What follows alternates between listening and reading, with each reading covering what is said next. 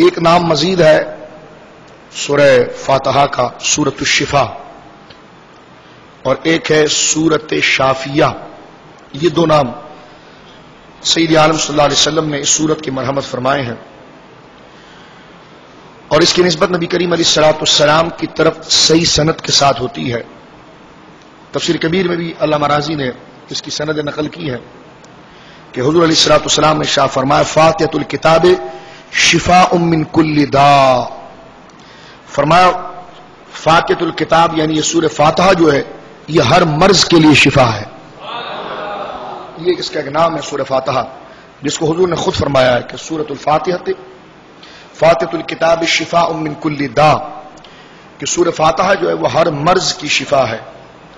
اسی طرح ابن کثیر نے بھی ایک روایت نقل کی ہے حضرت جابر بن عبداللہ رضی اللہ تعالیٰ عنہ سے کہ ان سے پوچھا گیا کہ کیا تمہیں قرآن کی ایک اعلیٰ اور افضل سورت کے بارے میں نہ بتایا جائے؟ انہوں نے عرض کیا یا رسول اللہ ضرور فرمائے۔ سرکار علیہ الصلوۃ والسلام نے فرمایا شفا کے اعتبار سے اقرا الحمدللہ رب العالمین حتی تختتمھا، یہاں تک کہ تو اس کا خاتمہ کر دے یعنی مکمل پڑھ لے۔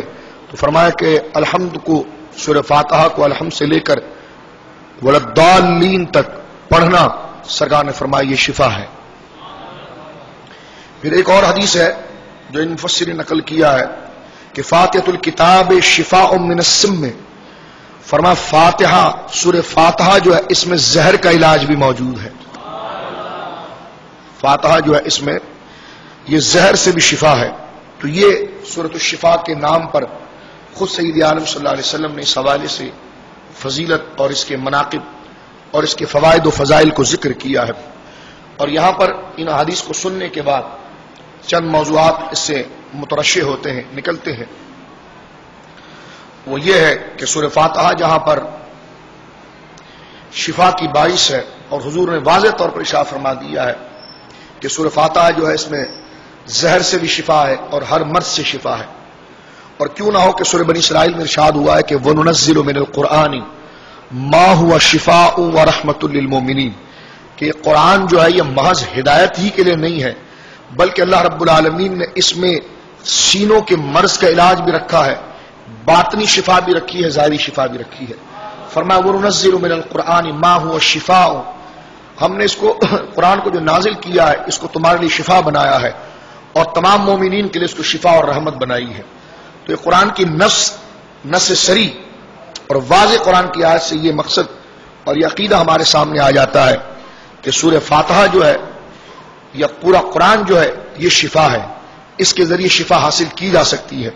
یہ دو کانسیپٹ ذرا ذہن میں رکھیں آپ۔ اور جہاں پر قرآن نے یہ کہا کہ وَنُنَزِّلُ مِنَ الْقُرْآنِ مَا هُوَ شِفَاءٌ وَرَحْمَةٌ لِّلْمُؤْمِنِينَ، کہ یہ شفا اور رحمت ہے تمام مسلمانوں کے لیے۔ اس کے نزول کے اسباب میں ایک سبب یہ بھی ہے کہ مسلمان اس سے شفا حاصل کریں، مسلمانوں کے لیے شفا بھی ہے، رحمت بھی ہے۔ اور یہاں پر حضور نے اختصاص کے ساتھ، خاصیت کے ساتھ ما حصل اس کا بیان کیا، اور فرمایا سورہ فاتحہ جو ہے فرمایا فاتحۃ الکتاب شفاء من کل داء۔ یہاں پر اگر اس کو عربی ترکیب کے اعتبار سے دیکھیں تو دا نکرہ ہے، اور یہ تحت استغراق کے آ گیا تو اس کے معنی اور اس کے مفاہیم کہ جب نکرہ اضافت میں مضافلے بن جاتا ہے تو اس میں پھر وسعت اور عموم آ جاتا ہے۔ جس طرح نکرہ جب تحت نفی آ جاتا ہے تو وہ وسعت اور استغراق کا معنی دیتا ہے۔ تو یہاں پر فرمایا گیا کہ فاتحۃ الکتاب شفاء من کل داء، ایسا کوئی مرض نہیں ہے جس کی شفا فاتحہ کے اندر موجود نہ ہو۔ اس کے بعد دوسرا حصہ یہ ہے کہ حضور نے یہ باتیں صرف ضمناً ایسی فضیلت کے لیے نہیں بیان کی کہ بس ٹھیک ہے سرکار نے بشارت دے دی اور صحابہ نے سن لی، نہیں، بلکہ باقاعدہ یہ محض ارشاد نہیں ہے۔ صحابہ کرام علیہم رضوان نے سورہ فاتحہ کو حضور کے حکم کے مطابق باقاعدہ شفا کے طور پر استعمال بھی کیا ہے۔ یہ محض بشارت نہیں تھی کہ بشارت لے کر اس پر ایمان لے آئے، قبول کر لیا، پھر کبھی اس کو عملی زندگی میں دخل نہیں دیا، نہیں، یہ محض ارشاد تک نہیں تھا۔ یہ بہت قابل غور نقطہ ہے۔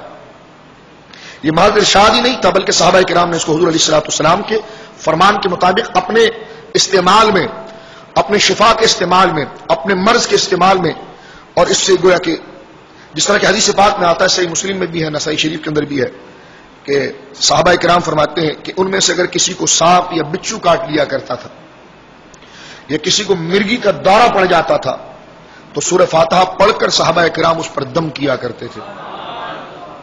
یہ حدیث موجود ہے.